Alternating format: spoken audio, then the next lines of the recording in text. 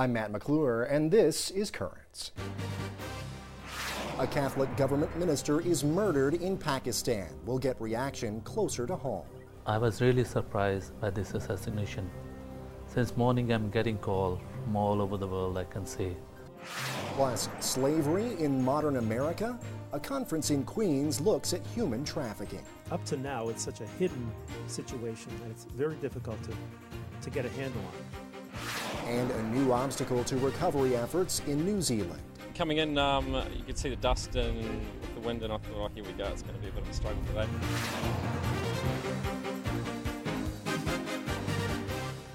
Well, good evening and thanks for joining us tonight. A tragic story now from Pakistan, as the country's only Christian cabinet official was gunned down because of his opposition to controversial blasphemy laws in that country. In Pakistan, it's a crime punishable by death to insult Islam, the Quran, or the Prophet Muhammad.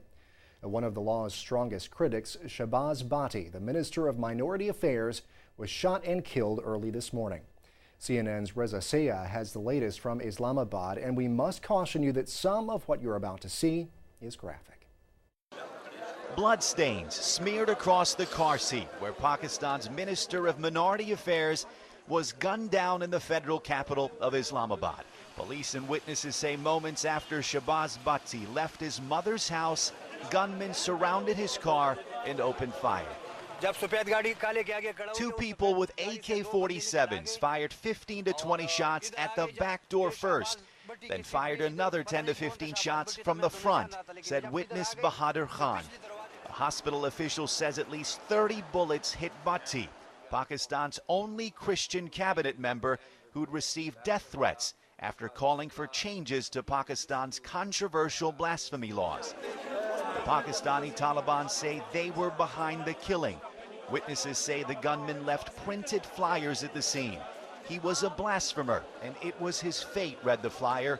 If anyone else commits blasphemy, we will kill them one by one. Minister Bhatti had just walked out of his mother's house when he was gunned down. Police say he always had two cars full of security personnel going with him everywhere except for his mother's house, an indication that this was a well-timed and coordinated attack by the Pakistani Taliban. Well, Bhatti's assassination comes less than 2 months after the killing of another moderate Pakistani politician. Salman Taseer was also campaigning to change Pakistan's blasphemy laws. Both he and Bhatti said the laws were being used to persecute minorities. Well, we wanted some local reaction to this story, so earlier today I spoke with Father Ilyas Gill. He's the coordinator of the Pakistani apostolate here in the Diocese of Brooklyn.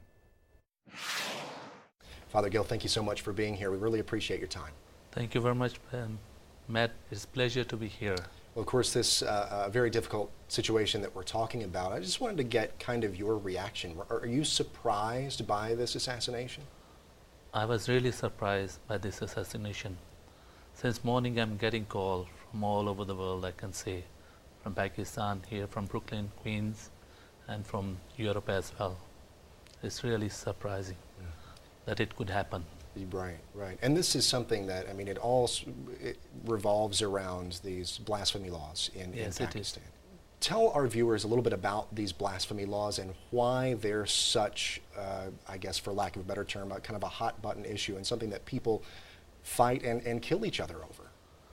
Yes, actually it was being introduced in the late 80s under the regime of President Ziaul Haq.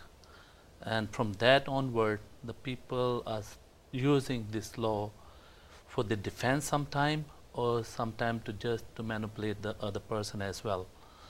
And most of the time, the people have used for their personal grudges.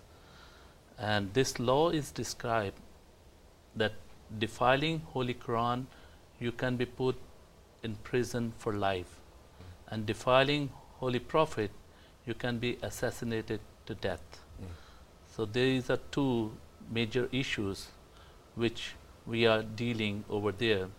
But there are good Muslims who wants to bring certain amendment in this law. And those who speak in favor of this, they are always also being assassinated. And there is the example of Governor Suleiman Taseer. And now Shahbaz Bhatti is being assassinated. But I am very hopeful the time will come when people will realize that we have to bring certain type of amendment in this law so that all human beings can live together as in the previous years they had lived together. Sure. Do you think there's a chance of that happening? I know the government has come out and condemned the killings, but I think they've been sort of the stance that, oh, we're kind of not going to touch or change the laws. Is there a certain amount of fear there that might prevent change from happening, you think? But I think the government wants to bring certain type of change, and lately one of the leader has mentioned that political leaders and the religious leader should have come together and make a certain type of consensus that instead of dealing this special case, blasphemy case, in the civil courts, there should be a special court where these religious leaders can come together from the Muslim community, Christian community, Hindu communities, and other minorities as well, and deal this issue in that particular area, as it happens in other Muslim countries too. Sure. Even in Saudi Arabia, the blasphemy law is there, but there is nothing is being said that this person should be killed. He can be put in prison for 7 years. Sure. So it's not the law is there, but the penalty is not. The penalty is not there. Not as Yeah, nearly as as strong strict. as. Well, do you think that this might even embolden some people in the Christian community there in Pakistan to try to make some change, or is it just going to maybe make them more scared? Yes, there are two things can happen. The people can be scared, but the people can speak out also. But I heard today also people came out and went to different press clubs and they protested against this, peaceful protest. And we want to bring justice to this, culprits, so that these culprits should bring to justice. Sure. And I'm very positive that through our prayers and efforts, this may change. And we are people of hope. Sure. And we always believe in hope, that there are good, willing people among the Muslim communities also, that they want to bring certain type of change in this blasphemy law, so that the dignity of human person be respected. Sure. And our thoughts and prayers will, of course, be with the people of Pakistan and hope for that change as well. Yes. Well, Father Gill, thank you. We are very hopeful that this change will come. Absolutely. And we are praying every day, we are fasting even, I can say, and God is good. There you go. Absolutely. Well, thank you so much, Father Gill, for coming in. We really appreciate your time. Thank you very much, Matt. It's my pleasure to be here. God bless you. Well, stay tuned. There's much more currents coming up. It was decision day for the New York City Council on a bill restricting crisis pregnancy centers. We'll have the latest on that story and the rest of the day's headlines next.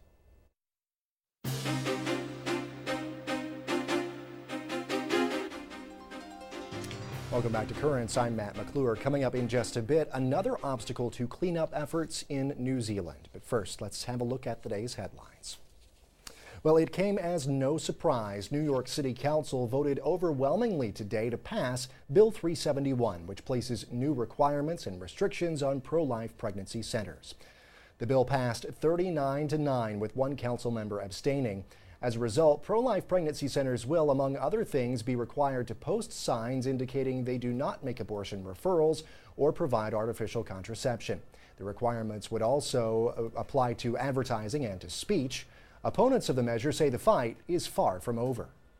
We got beat bad, we got whipped today, but we're going to get up off the canvas and keep fighting, because you never give up on the fight for life. Never. We will have much more on this story tomorrow night. From Philadelphia, prosecutors say they will seek the death penalty for an abortion doctor charged with killing babies in his clinic. Dr. Kermit Gosnell is accused of delivering the babies alive and then using scissors to sever their spinal cords. He's also charged in the death of a woman who overdosed on painkillers while waiting to have an abortion. Prosecutors say bags containing aborted fetuses were scattered throughout his office and shelves were lined with severed feet. Turning now to Washington and another case involving free speech. The Supreme Court ruling today that the controversial Westboro Baptist Church can protest at military funerals. The church, which is not affiliated with any Baptist convention, claims that when U.S. soldiers die, God is punishing the country for the sin of homosexuality. Writing for the 8-1 majority in the case, Chief Justice John Roberts said that Westboro's messages may fall short of refined social or political commentary, but are protected under the First Amendment. Westboro leader Fred Phelps told reporters after the ruling that his church would quadruple the number of protests at military funerals around the country. Well, from California, in a case that is believed to be the first of its kind, a Mexican man who is not a U.S. citizen has been given the go-ahead to sue the church in the U.S. over allegations of sex abuse. A federal judge said the man could sue under the Alien Tort Claims Act of 1789. Now, that allows foreigners to take action in U.S. court. The man, who's now 26 years old, claims that when he was 12, he was abused by a priest who worked both in Los Angeles and in Mexico. The judge must still rule on whether the case is strong enough to go to trial. Turning now to the Vatican, Pope Benedict is garnering headlines courtesy of a forthcoming book. In his second volume on the life of Jesus, Benedict writes that the Jewish people should not be blamed for the crucifixion and death of Jesus. The Pope explains that in the gospel passage which the Jews demanded Jesus be executed, the mob represents the temple aristocracy of the time and not Jewish people as a whole. The book will be released worldwide next week.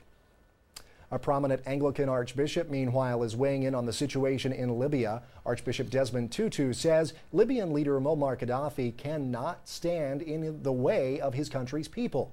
Tutu says he admires the courage of Libyans in standing up to Gaddafi. Today in Libya, military planes dropped bombs on an area seized by opposition forces. Fighting also continued on the ground. A doctor at one hospital told CNN at least 4 people died, 23 others were wounded in that incident. Well, from the Sudan now, Reuters reports that Catholic Relief Services has been suspended from working in Darfur after the organization was accused of distributing Bibles there. A government official in the overwhelmingly Muslim nation says an investigation showed that CRS did in fact hand out those Bibles, but the official says a final decision in the case has yet to be made. It was a miracle. Those are the words of one of the 25 Chilean miners who visited Jerusalem last month. Mario Gomez tells Catholic News Service that God gave him and his fellow miners a second life when they were rescued back in October. The men who were trapped in a mine for more than 2 months made the visit to Jerusalem to thank God for all he did for them. And back in this country, the word booty has been given the boot from the Bible. A new translation of the Catholic New American Bible will be released next week on Ash Wednesday. The word booty, which has taken on some different connotations over the years, will be replaced with the word spoils, as in spoils of war. Well, church leaders tell ABC News that the new translation aims to be more accurate, more contemporary, and more poetic. A representative from the U.S. Bishops' Conference says it's the Bible in high def. Well, stay tuned. There's much more Currents coming up. Just ahead, campaigning for human dignity and looking at another form of slavery. It strips the individual, totally strips the individual of their humanity, their human dignity.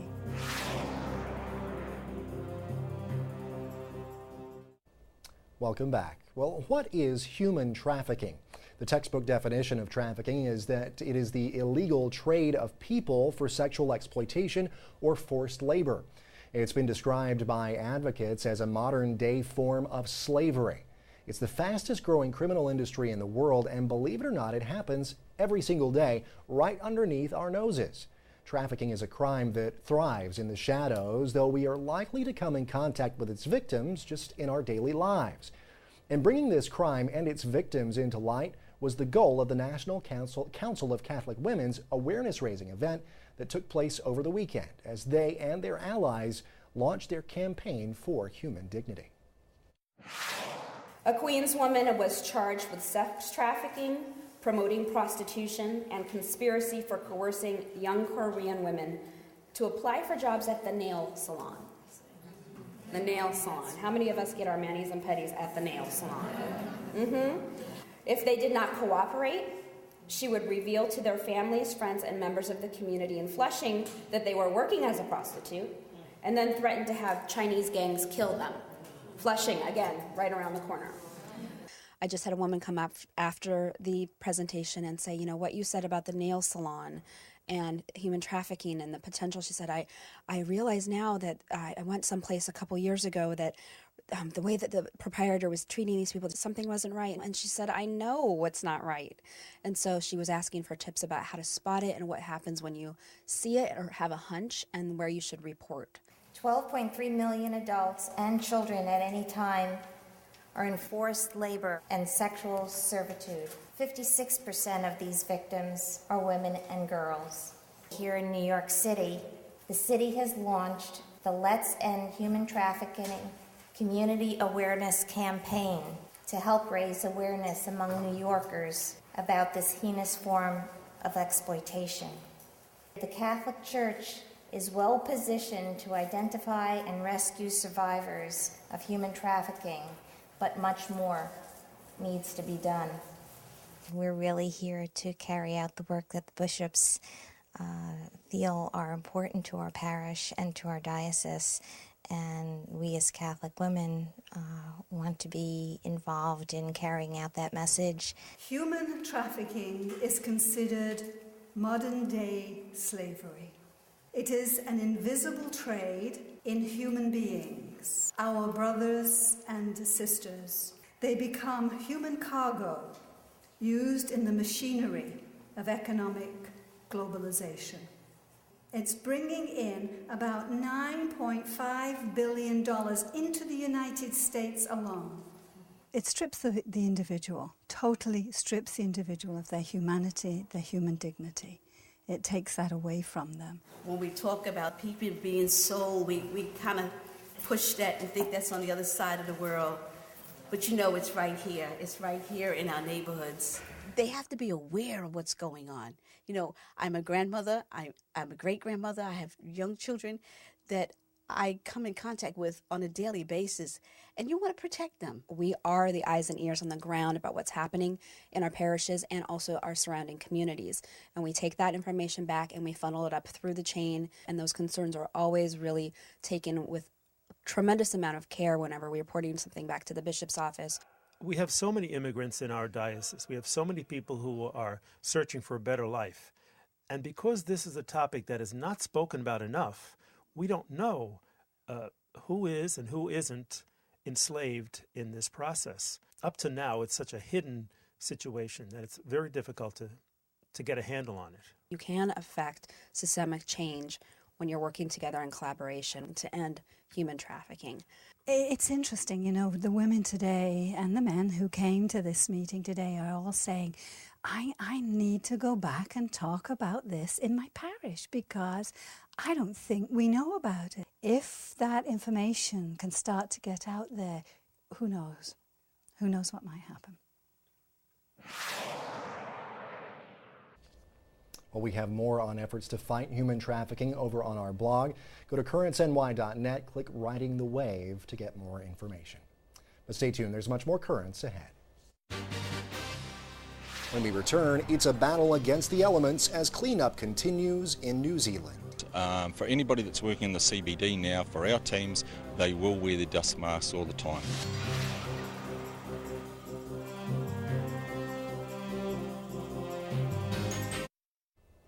Well, finally tonight, cleanup continues in New Zealand following last week's deadly 6.3 magnitude earthquake in the city of Christchurch. The Catholic Diocese has decided that the main dome of the Cathedral of the Blessed Sacrament, which was severely damaged in that quake, will be removed over the next several months. This following the recommendation of engineers. Now, they hope that the dome's removal will reduce the risk of the remainder of the cathedral collapsing. And meanwhile, the cleanup effort around the city of Christchurch has hit another roadblock. We get more on that from Melissa Stokes. It comes barreling down streets like a wave. A dusty invader you just can't escape. It's all through the house and it gets in your eyes and your mouth. Disgusting. Yeah, and it works. It gets in your eyes really badly. The earthquake heaped misery and an estimated 200,000 tonnes of silt into the streets. It definitely gets into the back of your throat. Now the dust shrouds the city like a cloak as high winds snatch up the fine grit. Residents have been told that this dust isn't toxic, but you can see how the wind and cars are just whipping it up, and straight away it gets into your eyes and mouth, and it's really quite uncomfortable. Can we have a mask? Yeah, fifth box we've gone through in an hour. Face masks today just a part of life. But it's just the dust is just not helping with people's asthma and different things like that. Those who are chronically ill, particularly with diseases like asthma or chronic obstructive pulmonary disease, dry weather and this wind means that there is a greater risk of irritation of those conditions. In a place where they're already under a mountain of pressure. Still no portaloos, no power, we've got no water, we've still got no sewage. Driving through Aranui today was unpleasant. In parts it smells badly, and as you can see, still no portaloos in much of the suburb. It's been 8 days now, we haven't got any running water or power or anything either, so it's all kind of catching up. Civil Defence says 30,000 chemical toilets are on their way. But adding to everyone's unease today, the blustery nor'wester. Coming in, you could see the dust and with the wind, and I thought, oh, here we go, it's going to be a bit of a struggle today. And remember, the rescue team's already working in horrendous conditions. We're going to make it hard and fast. For anybody that's working in the CBD now, for our teams, they will wear their dust masks all the time. Water will help settle things down. But this broken water main throws up even more problems. Such a difficult situation there. That report from Melissa Stokes. We'll continue to bring you the latest developments from New Zealand. Well, that is all for tonight's edition of Currents. Now, coming up tomorrow, you'll get much more on today's City Council vote on pro-life pregnancy centers. We'll hear from both sides of the abortion divide and take a look at what lies ahead. That and much more coming up on tomorrow night's show. Until then, though, be sure to visit us online at currentsny.net. You can also find us on Facebook and on Twitter. For all of us at Currents, I'm Matt McClure. Thanks so much for watching. Have a great night.